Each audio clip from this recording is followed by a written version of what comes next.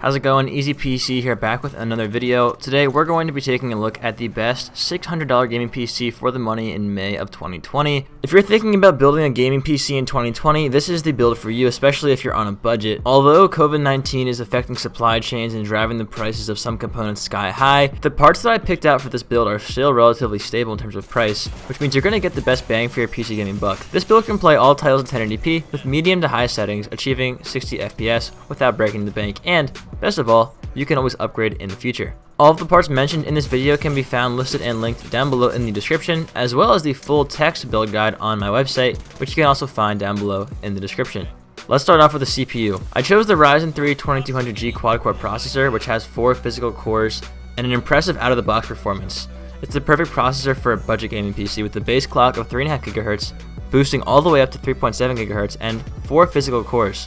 It uses the first generation Zen architecture, which is alright. If you can find a Ryzen 5 1600 AF, meaning the 12nm variant, on eBay, that's a better deal as it offers second gen performance for first gen prices. It's actually one of the best bang for your buck processors we've ever seen, but it's pretty low in supply at this point. They've stopped creating them, so you're gonna have to buy one used on eBay, which is kind of a gamble. So if you want to go new, I recommend the Ryzen 3 2200G. It's a good budget CPU, and if you're building a gaming PC, you don't really need insane CPU performance. Now, if you're doing other things like hosting, for example, or rendering videos, the CPU is going to require, you're going to need a beefier CPU. However, for strictly gaming, as long as your CPU does not bottleneck your graphics card, you're in good shape.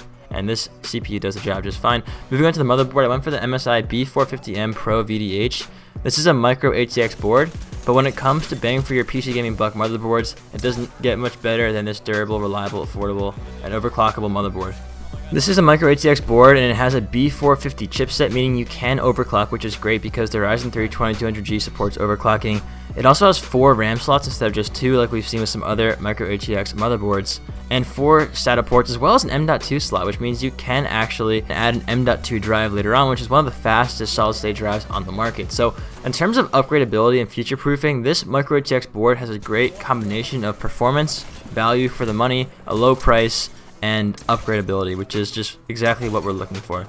For the RAM, I chose 2 sticks of 8GB of Corsair Vengeance LPX. This is DDR4 3000 MHz dual channel memory, coming in at a grand total of 16GB. Luckily, RAM prices have dropped significantly, and it's now more affordable than ever to sport 16GB of RAM in your gaming PC. This is going to help a lot with Ryzen, as they do love their RAM, so having extra RAM and fast RAM is going to help your performance, not to mention the fact that Google Chrome is getting ever more RAM hungry these days, and if you want to have a Chrome tab open while you're gaming on a second monitor, for example, having some extra RAM is going to help with that, not to mention just having some buffer space as games become more RAM hungry. For the storage, I went for the Kingston A400 480GB SSD. Lightning fast storage is the name of the game these days, and that's why this build is rocking a solid state drive instead of a mechanical hard drive. Now, we could go for a 1TB drive, and that would be a lot cheaper in terms of price per gigabyte. However, a mechanical drive will take forever to load when you boot your PC. I'm talking several minutes, as opposed to several seconds with a solid state drive.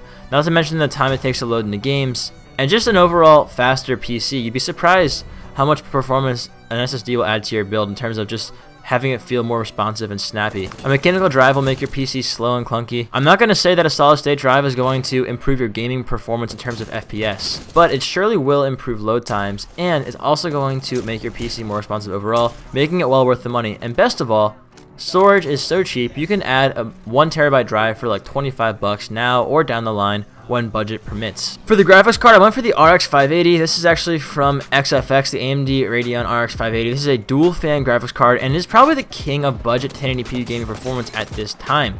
It's perfect for most mid-range gaming PC builds thanks to its good clock speeds, and this card is also significantly cheaper now than the GTX 1060 6GB, which is maybe a bit better in terms of performance, but due to supply chain shortages, it seems like Nvidia cards are skyrocketing, which is what I had in my last build. And to be honest with you, not much has changed from my last build a few months ago.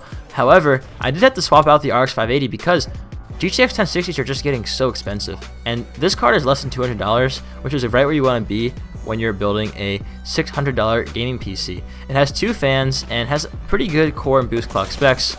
It's a bit long though, which is why our case had to have a pretty spacious interior. Speaking of the case, we went for the Cooler Master Masterbox Q300L. In my opinion, the king of micro ATX cases. If I could sum up this case with 2 words, it would be style and performance. This thing has an awesome design, great airflow, at an affordable price. Now, lastly, powering this build, I went for the Raid Max Scorpio 535 watt 80 plus bronze semi-modular power supply. Now, I would say always go for a reputable company when you use a power supply, because if your power supply shorts out, you're kind of screwed. It could damage your entire build, potentially ruining all the components. So you definitely want to make sure that you're going for a reputable company. This PSU isn't mainstream though, but that doesn't mean it isn't awesome. It has more than 500 watts of power, and it's nothing but reliable. I've used it myself, and it's pretty good. It is semi-modular and has an 80 plus bronze certification. I've used it in my main rigs as well as my test rigs without any fail. In fact, I've even dropped it, banged it, and bruised it countless times because I'm a clumsy bastard, but it kept trucking along. So the bottom line here is this power supply is reliable, durable, power efficient, and easy to work with, and best of all, budget friendly. So in terms of gaming, this PC was benchmarked in several different games. So Gears of War 5, it got 1080p on high, 60 FPS average. GTA 5, same thing. It can play Apex, BF5, CSGO, Fortnite, Witcher 3, all of those games. It can handle it, and you can even upgrade it down the line, and we have a post about that on our site as well. But again, that's going to be all covered in the full build guide. If you like this video, please smash the thumbs up button. If you didn't, hit the dislike button, and let me know what you think down below in the comments. If you have any questions whatsoever about the build or any kind of components you want to switch out, feel free to ask me in the comments, and I will get back to you as soon as I can. Thanks for watching. I appreciate it. Take care. Peace.